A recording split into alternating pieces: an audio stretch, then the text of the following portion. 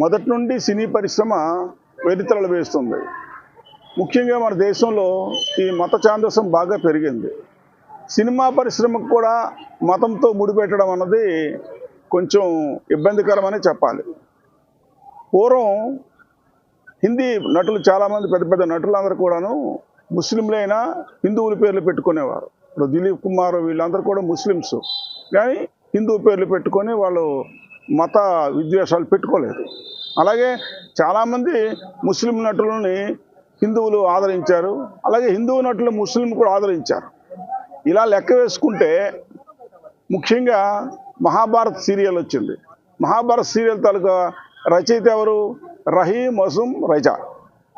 అతను ముస్లిం, కానీ మహాభారతానికి screen play రాసి మొత్తం ఆ యొక్క సీరియల్ నిర్మాణానికి మూలకారకుడయ్యాడు.